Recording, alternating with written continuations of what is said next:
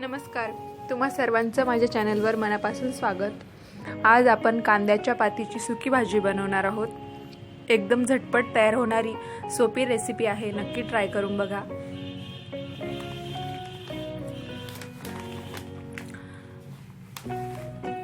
तर इथे मी कांद्याची पात धुवून मग बारीक चिरून घेतलेली आहे। जेव्हा आपण कुठलीही पालेभाजी बनवतो तेव्हा ती चिरण्या अगोदरच धुवून घेत चला, जेणेकरून तिची जीवनसत्व पाण्यासोबत निघून जाणार नाहीत। हिरव्या मिरचीचा ठेचा करून घेतलेला आहे। मिक्सरमध्ये 3 ते 4 हिरव्या मिरच्या बारीक करून घेतलेल्या आहे। शेंगदाण्याचा जाडसर कूट तयार करून घेतलेला आहे। गॅसवर कढई ठेवून त्यात तेल टाकून तेल तापल्यानंतर त्यात जिरे टाकलेले आहे। जिरे थोडे तडतडल्यानंतर त्यात आपण घालणार आहोत हिरव्या मिरचीचा ठेचा।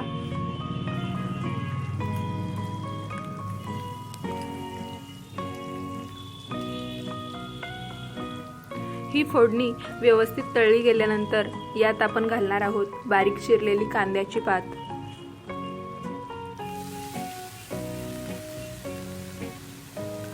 कांद्याची पात आता आपण 3 ते 4 मिनिट परतवून घेणार आहोत।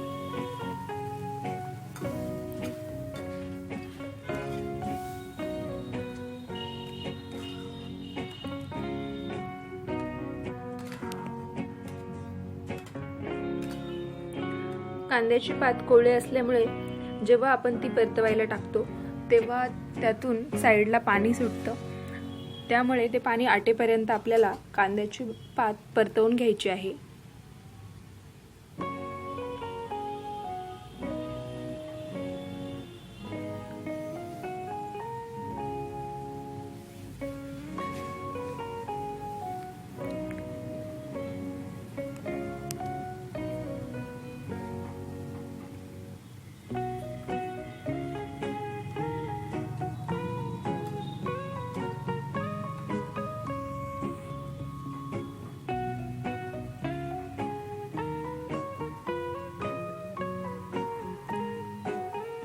इथे तुम्ही बघू शकता कांद्याच्या पातीतलं पाणी बऱ्यापैकी आटलेलं आहे।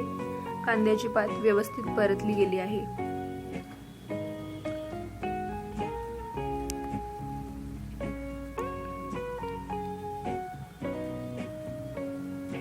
आता यात आपण चवीनुसार मीठ घालणार आहोत। मीठ घातल्यानंतर भाजी परत परतवून घेणार 1-2 मिनिटं आणि त्यानंतर त्यात शेंगदाण्याचा जाडसर केलेला कूट घालणार आहोत। बऱ्याच वेळा काय होतं, आपण शेंगदाणे आणि हिरव्या मिरच्या एकत्र मिक्सरला बारीक करतो आणि मग ते पालेभाजीला टाकतो, तर तो शेंगदाण्याचा कूट आणि हिरव्या मिरचीचा ठेचा व्यवस्थित पालेभाजीला लागला जात नाही। त्यामुळे मी अगोदर हिरव्या मिरचीचा ठेचा कांद्याच्या पातीत टाकला, त्यानंतर आता शेंगदाण्याचा जाडसर केलेला कूट टाकते आहे।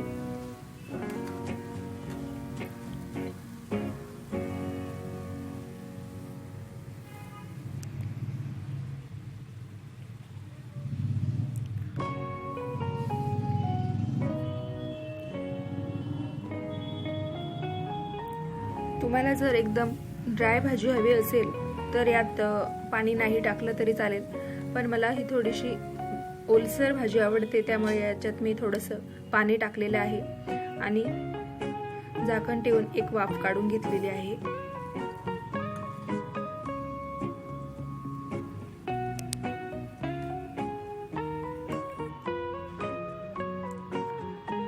तर इथे आपली कांद्याची पात व्यवस्थित शिजली गेलेली आहे। आता ही आपण एका बाउलमध्ये काढून घेऊया।